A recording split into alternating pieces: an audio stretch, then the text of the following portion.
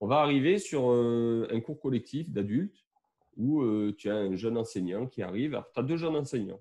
Il y en a un qui arrive, qui est stressé, très bien, et puis qui perd tous ses moyens à ce moment-là. Tu vois, il vient, c'est la première fois qu'il a le cours collectif. Et en plus, ils sont tous 15 ans, 15 ans, 15. Alors, je ne te dis pas là, en plus, il est dans la compète. Donc, le mec stresse un peu et il perd tous ses moyens. Et tu as le deuxième qui arrive, il stresse pareil, il attaque son cours, et là, lui, il excelle. Ça veut dire il arrive à avoir tout cet aspect cognitif, etc. Est-ce qu'il a respiré avant? Qu'est-ce qu'il a fait avant? Le présupposé, c'est en fait un peu les croyances que l'un et l'autre avaient. Peut-être que l'un avait une présupposée en disant « Oh là là, aujourd'hui, ils vont tous me croquer. C'est tous des adultes. » tu vois. Et eux, et le deuxième, il s'est dit « Je suis un enseignant et je suis là pour leur apporter des choses. » Et c'est là où les changements d'attitude et de comportement vont bouger. Et dans la PNL, tu as des présupposés qui sont des fondamentaux. La carte n'est pas le territoire, ça veut dire ce que je perçois moi n'est pas forcément ce que perçoit l'autre. Chacun de nous a les ressources suffisantes pour réussir. Ça veut dire que je fais confiance à l'humain en me disant c'est pas moi la solution. La solution, elle est déjà à l'intérieur de l'autre. Donc, on a souvent entendu ça, mais il faut vraiment y croire si tu veux vraiment à un moment. Tu vois, tout grand enseignement est fractionnable. Ça veut dire que si j'ai un coup du tennis ou alors ou la confiance, par exemple, prenons le mot confiance. Le mot confiance, je veux dire, il a toutes les sauces. Mais qu'est-ce que c'est la confiance pour lui? Comment je peux fractionner et comment je peux estimer qu'à un moment, il a atteint la confiance avec des choses qui sont quantifiables. Ça veut dire la confiance pour moi, c'est mettre deux chops long de ligne et un chop croisé. Alors peut-être que ça paraîtrait si simple, mais à un moment, répéter 100 fois, c'est ça qui me ferait dire qu'aujourd'hui, je suis prêt pour faire mon match. Tu vois. Donc ça, on va partir sur du présupposé en fait. Ça veut dire que si tu as des présupposés qui disent c'est moi la solution, l'élève, lui, c'est juste un réceptacle et c'est moi qui vais tout lui donner. Je vais lui apprendre tout de suite à jouer au tennis, c'est comme ça. Et puis, si le mec il n'arrive pas à suivre, eh ben, à un moment, ces présupposés en préparation mentale et en PNL, surtout, ils sont importants. Voilà. Et ça me fait faire le lien avec les préférences motrices, qui est sur la réflexion qu'on avait avec Alan et Aziz sur le fait qu'on n'enseigne pas aux enfants le coup droit de Federer. Même si le coup droit de Federer a fait ses preuves et qu'il est extraordinaire, c'est le coup droit de Federer. Et ce n'est pas parce qu'on va lui apprendre au petit qu'il va exactement faire le même.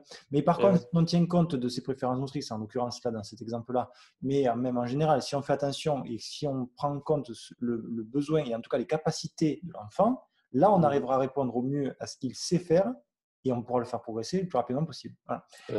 Et là, on est pareil. Tu vois, ça fait le lien, encore une fois. On détermine, en fait, on se conditionne, c'est un conditionnement mental, tu te conditionnes pour la réussite.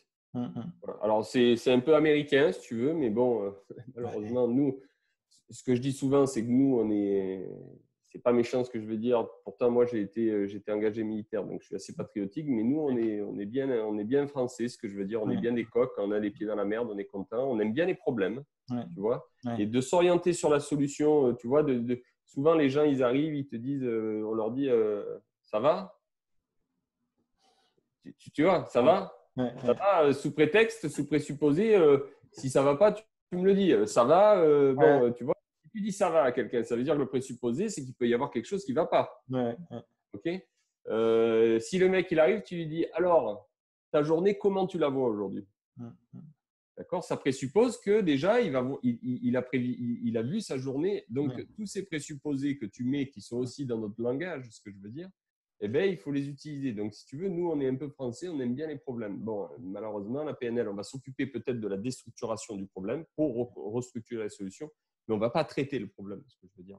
C'est des thérapies brèves qui sont orientées solution. Ça veut dire que tout de suite, la personne qui arrive en te disant « moi, j'ai un problème, j'angoisse sur les points importants », la première réflexion que tu dois avoir toi en tant que PNListe, ou alors, qu'est-ce qui fait que tu serais confiant sur les points importants? Ça veut dire qu'il y a une transformation du langage déjà qui fait que tu orientes tout de suite. C'est pas la première réflexion que je pourrais me poser. Ah bon, et tu stresses pourquoi sur les points importants? Qu'est-ce qui fait que tu stresses? Et là, ça c'est top ce que tu dis parce que ça me fait aussi le lien avec. C'est bien parce que tout s'entremêle. Avec le lien qu'on avait fait on avait fait un live sur sur un test de personnalité. Et on avait parlé avec Alan qui était venu, c'était un autre Alan qui est venu nous présenter ce test-là, en aparté de la règle des 4 pourquoi ou des 5 pourquoi, je crois. Et en fait, lui qui était ingénieur de formation, il fallait qu'il résolve les solutions dans l'aéronautique, en tout cas des problèmes dans l'aéronautique. Et il disait, je m'appliquais cette règle-là, je crois que c'était les 4 ou 5 pourquoi. Et plus il avançait, plus tu pouvais résoudre des problèmes. Donc là, en l'occurrence, c'est OK, tu fais des fautes de longueur. En fait, tu stresses sur les balles courtes. Pourquoi? Parce que j'ai peur de mettre la balle au fond. Pourquoi tu as peur de mettre la balle au fond, etc. Et là, il a enchaîné. Et quand tu creuses, finalement, au bout du 3e ou du 4e, tu te retrouves avec des choses hyper personnelles. Je l'ai fait, moi, sur des problèmes que je peux avoir. Et du coup, tu creuses. Et c'est pourquoi, c'est d'une puissance. Alors, à contrario, cet outil est très utile parce que c'est un outil. Mais moi, personnellement, je n'aurais pas mis le mot pourquoi. Ouais. Pourquoi fait appel au jugement? Et c'est quelque chose de fermé. Donc, c'est volontaire dans ce questionnaire de faire une question fermée et d'aller vers le renfermement. Mais si, par exemple, tu me dirais, je fais des fautes de longueur, qu'est-ce qui ferait que tu mettrais la balle dedans? Ouais, tu vas l'opposer. Ouais. Je vais toujours à la solution. Le pourquoi t'amène au problème. Pourquoi? Parce que je ne bouge pas assez mes jambes. Et là, moi, si tu veux, c'est là où moi, je ne vais pas dans ce pan. Tu vois, c'est des directions, c'est des schémas, en fait, cognitifs. Et moi, tu vas me dire, si je fais des fautes de notes, qu'est-ce qui fait que tu mettrais la balle dedans? Qu'est-ce qui ferait que tu réussirais? À combien de balles tu estimerais que tu as mis la balle dedans? C'est très bien. Parce que c'est une perception aussi. Et la balle dedans, pour toi, c'est quoi? C'est 50, 1 mètre? Et là, tu évolues vers quelque chose qui est en fait pratiquement de la détermination d'objectifs. C'est ce qu'on appelle les déterminations d'objectifs. Tu détermines finalement un certain plan d'action. C'est de la prépa mentale. Hein. Complètement. J'allais te dire, c'est des notions qu'on retrouve en préparation mentale, la détermination. Par contre, la question, si tu veux, au lieu du pourquoi, moi, je vais l'ouvrir en qu'est-ce qui ferait que ou comment tu t'y prendrais. D'accord. Et là, j'évoluerai sur la balle est dehors. Non, qu'est-ce qui ferait que tu mets la balle dedans? Je mets la balle tout le temps dans le filet, un revers quand je viens faire mon revers je suis en débordement, je fais mon revers, etc. Et en débordement, qu'est-ce qui ferait ou comment tu t'y prendrais pour mettre la balle dedans? Donc, tout le monde l'utilise. On n'a rien inventé, ce que je veux dire. Tu as des enseignants qui sont très, très bons là-dessus. C'est qui orientent leurs questions, etc. Qui est excellent parce que finalement, qu'est-ce que tu incites chez l'autre? Tu incites la réflexion. Et qui c'est finalement qui travaille au bout du compte? C'est le joueur. Donc, de toute façon, c'est clair, c'est lui qui va essayer. Mais nous, en tout cas, on a été là pour l'aiguiller dans sa réflexion intérieure pour qu'il puisse trouver la solution lui grâce à nous. Exactement. C'est le top. Plutôt que d'arriver là et de dire, oui, tu t'es loupé ton coup droit parce que tu as mal fait ça. Ce qu'il faut, c'est pas ça. Tu vois, mais ça part du présupposé. Mais oui, c'est ça. Si tu as un présupposé en disant je suis la solution, que le mec te dit je fais des fautes de longueur, etc., et que c'est toi la solution, tu vas lui dire quoi? Alors attends, dis-moi ce qui ne va pas et moi je vais trouver la solution. Mais si tu pars d'un présupposé où lui il a déjà les ressources, tu as juste à le réfléchir, ce que je veux dire. Ça devient un peu plus simple au niveau pensée, au niveau philosophique, c'est un peu plus simple. Donc ça, c'est les présupposés, ce que je veux dire. La deuxième étape importante, une des plus importantes, c'est créer le rapport collaboratif que tu retrouves beaucoup en communication, ce que je veux dire. Tu vas le retrouver, mais qui est quand même quelque chose qui est parti de personnes qui avaient un super contact. Alors, les vendeurs américains s'en sont inspirés après par la suite, si tu veux. Ils sont beaucoup inspirés de la PNL ou alors ce qu'on appelle une technique aussi qui s'appelle le Yes Set. Le Yes Set amène à la positivité. Le Yes Set, pour faire vite la parenthèse, c'est programmer la personne à dire oui.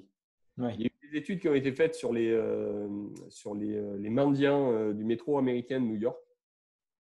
Et en fait, ils ont fait des études, des pénalistes. Alors, je ne sais pas si c'est les deux précurseurs, mais ils se sont aperçus qu'il y en a qui gagnaient 2 fois plus que les autres.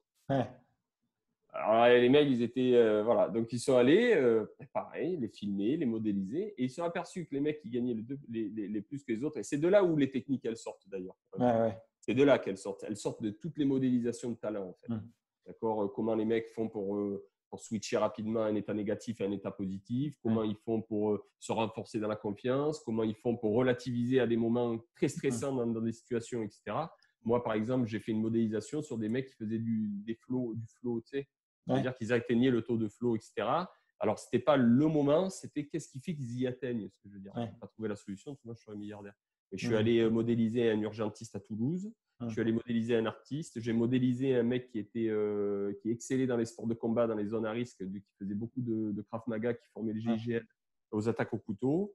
Et j'ai modélisé un mec qui était un triathlète et qui avait cet état de flow une dizaine de fois dans un mois. Il arrivait facilement. Donc, j'ai filmé ces mecs. Bon, c'est intéressant, etc.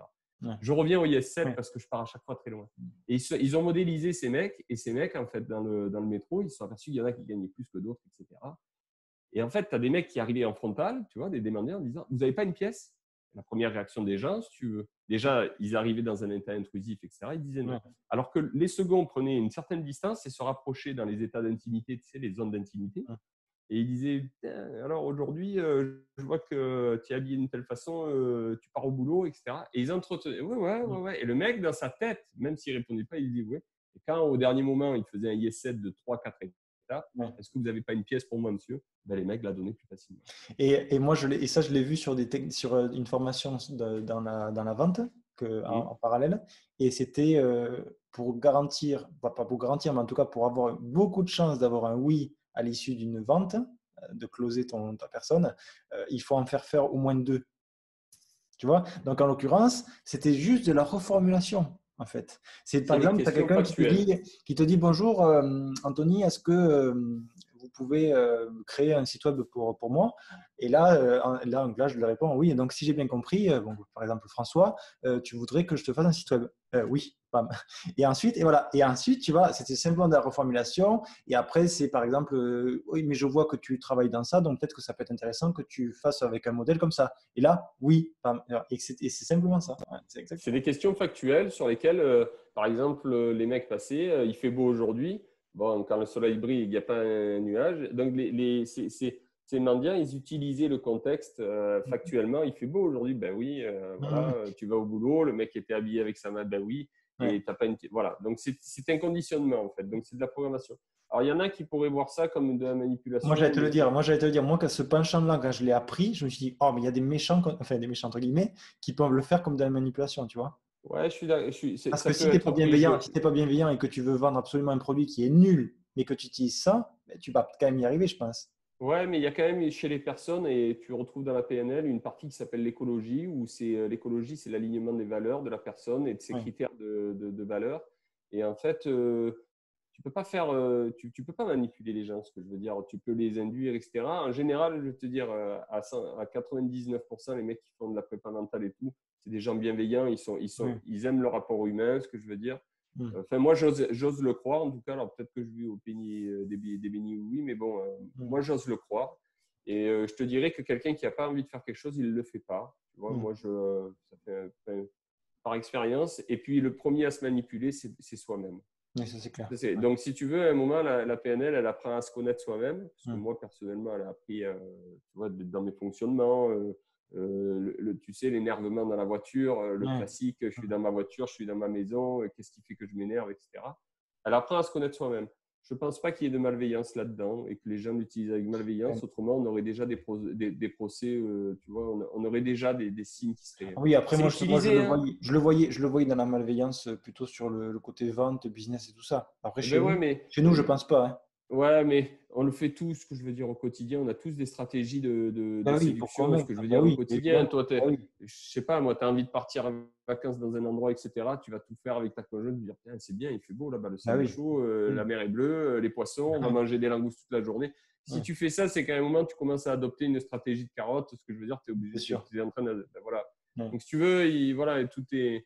la perversité, ce que je veux dire, il ne faut pas la voir à tous les coins de rue. Moi, c'est mon avis. Hein, oui, mais moi, j'aime bien quand même, tu vois, même si j'espère que ça n'existe pas et je pense que ça n'existe pas majoritairement, mais il faut quand même en tenir compte parce que bon, il faut rester un petit peu… Et puis sur Terre, des fois, il y en a qui font des choses un peu malveillantes. Mais bon, bref. Tout à fait. Donc, ça peut être un outil qu'on peut utiliser avec nos élèves. Voilà, tu peux faire du IS7. Voilà un petit outil qui peut accompagner ou favoriser la communication.